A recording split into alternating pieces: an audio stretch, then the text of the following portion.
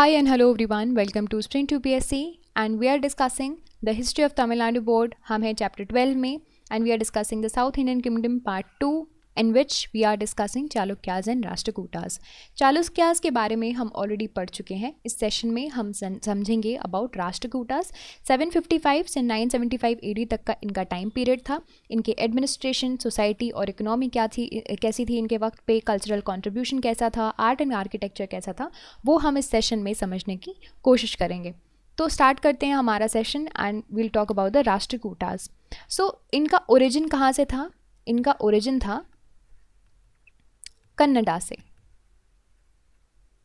Okay और ये majorly Kannada से ओरिजिन था, तो इनका लैंग्वेज भी क्या होगा?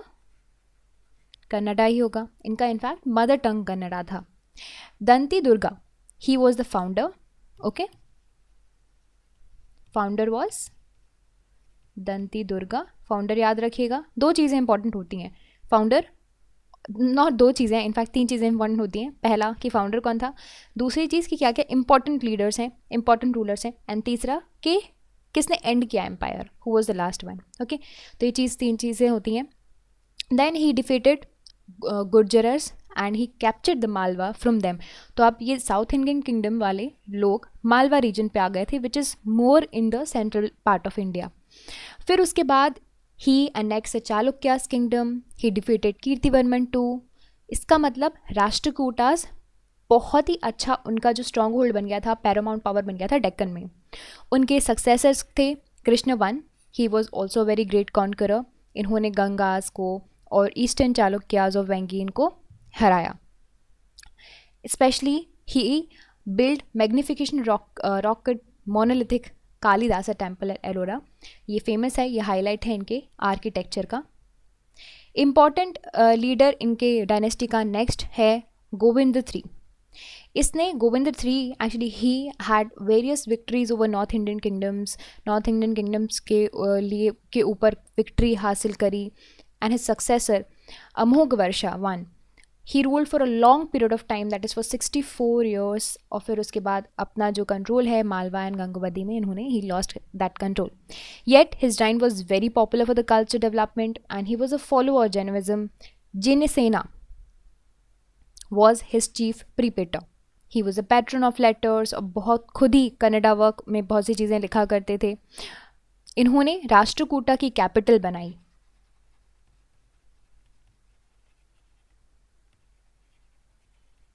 क्या कैपिटल बनाई? द सिटी ऑफ मालखेड़, ठीक है, या फिर Manyakheta. Among the successor of Amoghavarsha one, Krishna three was the famous for the expedition again. इन्होंने चोलास के अगेंस्ट मार्च किया है, उनको डिफीट किया है. ही ऑल्सो मार्च ओवर, फिर उन्होंने साउथ की तरफ भी मार्च किया, कैप्चर तांजौर, फिर उसके बाद रामेश्वरम वगैरह ऑक्यूपाई किया. इनफैक्ट साउथ में भी इन्होंने काफ़ी अच्छे तरीके से जो है अपना स्ट्रॉन्ग होल्ड रखा. फिर टेम्पल्स बनवाए. कृष्णेश्वर टेम्पल जो रामेश्वरम में है वो इन्होंने बनवाया था. Throughout his reign he possesses the टोडाई mandalam region including the capital of Kanchi. इनकी डेथ के बाद राष्ट्रकूटा का डिक्लाइन होना स्टार्ट हो गया. Now let's talk, this was a very quick introduction and quick political history, chronology, whatever you want to call it, of the Rashtrakutas. Now we are going to try and we are going to discuss about the administration. किस तरह का administration था. तो यहाँ पे provincial administration prominent था, ठीक है, provinces थे यहाँ पे, and राष्ट्रपतिस के कंट्रोल में प्रोविंस रहते थे. फिर उसके बाद इनको फर्दर डिवाइड किया गया वैश्यास में, या फिर इनको डिस्ट्रिक्ट बोला जाता है, जिनका गवर्नर होता था वैश्यपतिस. तो इनको फर्दर डिवाइड कर दिया. यहाँ पे डिसेंट्रलाइजेशन देख रहे हो आप, ठीक है. वैश्यास में डिवाइड किया and it is govern by, यहाँ पे एक होगा गवर्नर जिसका नाम होगा विश्यापति. फिर उसके बाद नेक्स्ट सब डिविजन था भुक्ति. अब इसमें भुक्ति के अंदर 50-70 से के आसपास विलेजेस हुआ करते थे. और फिर उसके बाद यहाँ पे भुक्ति को कौन देखता था? भुक्ति को देखता था भोगपतिस.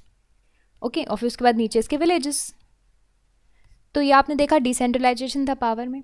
और फिर उसके बाद विलेजेस में भी जो थे एडमिनिस्ट्रेशन लोग किया करते थे, यहाँ पे भी हेडमैन हुआ करते थे, ठीक है. However, the village assemblies played a significant role in the village administration, and you will see that there has been a very good form of administration during the time of Rashtrakutas.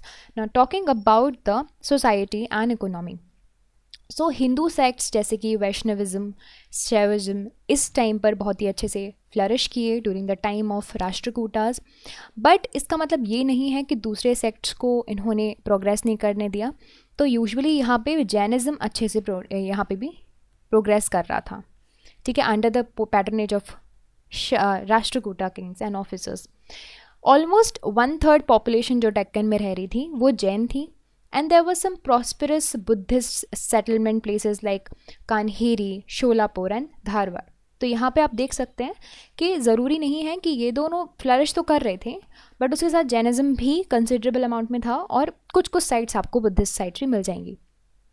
Religions के बीच में harmony थी. There were colleges at Salotgi, जो कि आपको modern Bijapur district में situated है. And inscriptions ने इसके बारे में बताया है. It was run by income of endowment made by the rich as well as by the villagers on the occasion of functions and festivals. तो बेसिकली फंडिंग के थ्रू चल रहा था. इस टाइम पे अगर हम इकोनॉमी की बात करें तो इकोनॉमी काफ़ी अच्छे से फ्लरिश कर रही थी. कॉमर्स काफ़ी एक्टिव था, और इनफैक्ट इंटरनेशनल कॉमर्स, और you can say international trade was flourishing during that time, especially with the Arabs. अब देखो इनके पास जब मैरीटाइम आ जाता है ना साउथ में, तो इधर तो या तो ईस्ट साइड जाएंगे, बट ईस्ट से तो हमारे यहाँ आ रहे थे ट्रैवलर्स, और यू कैन से पिलग्रिम्स, और या तो ट्रेड कर सकते हैं वेस्ट अरब में. अब अरब में पैसा था तो वहाँ पे ट्रेड भी कर रहे थे. The Rashtrakuta Kings promoted the Arab trade by maintaining the friendship between with them. Now talking about the cultural contributions, देखिए इन्होंने संस्कृत लिटरेचर को पैटर्नाइज किया. बहुत से स्कॉलर्स आपको मिल जाएंगे राष्ट्रकूटा किंग्स के कोर्ट्स में. Trivikrama, it was wrote by Nala Champu, and Kavirahasya was composed by Halayudha during the reign of Krishna 3. उसके साथ ही साथ जैन लिटरेचर भी फ्लरिश कर रही थी राष्ट्रकूटा के अंदर. अमोघ वर्षा 1 जो कि जैन थे, उन्होंने जैन स्कॉलर्स को पैटर्नाइज किया. उनके जो टीचर थे Jinasena, he composed the Parshvabhyudaya, a biography of Parshva in the versus.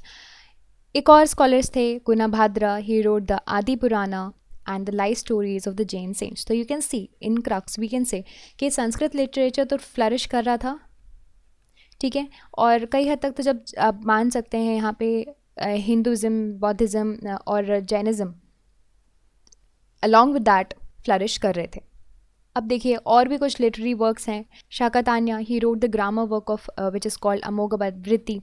The great mathematicians of this period Viracharya, he authored the Ganitashrama. Kannada literature saw its beginning during the period of Rashtrakutas.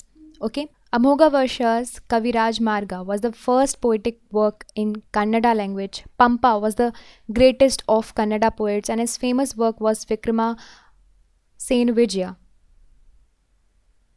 Puna was another famous Kannada poet, and he wrote the शांति पुराना. तो आप देख सकते हैं cultural contribution काफ़ी अच्छा था.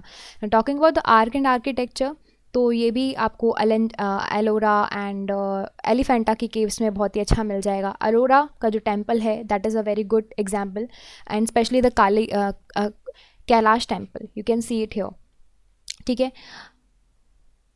It was carved out of massive blocks of rocks 200 feet long and 100 feet in the breadth of the height. Temple के 4 पार्ट्स हैं, like the main shrine, the entrance gateway, intermediate shrine of Nandi, and mandapa surrounding the courtyard. So the temple hai that stands on a lofty pinch 25 feet high. Central plinth is imposing the figures of elephants, lions, और यहाँ पे आपको बताते हैं कि कितने अच्छे से आपके structures रेस्ट कर रहे हैं. And it has a 3-tiered शिखर, और एक ऐसे टावर टाइप का आपको यहाँ पे कंस्ट्रक्शन मिल जाएगा. इंटीरियर में the temple there is a pillared hall which has 16 square pillars. Kailash temple is an architectural marvel with its beautiful sculptures, and the sculptures of goddess Durga is shown in the slaying of buffalo demon. दूसरा sculpture आप देखोगे तो वहाँ पे रावण मिलेंगे, तो and Ravana was making attempts to lift mount Kailasha the abode of Shiva. Ramayana के scenes भी आपको वॉल्स में मिल जाएंगे। जनरल कैरेक्टरिस्टिक्स इस यहाँ के आर्किटेक्चर का है द्रविडियन स्टाइल। एलिफेंटा बॉम्बे के नियर है, थोड़ा फेमस है इसलिए आप जानते होंगे, and originally it was called Shripuri. Portuguese after seeing large figures of elephants, इसको इन्होंने एलिफेंटा बोल दिया और इसका नाम एलिफेंटा रख दिया।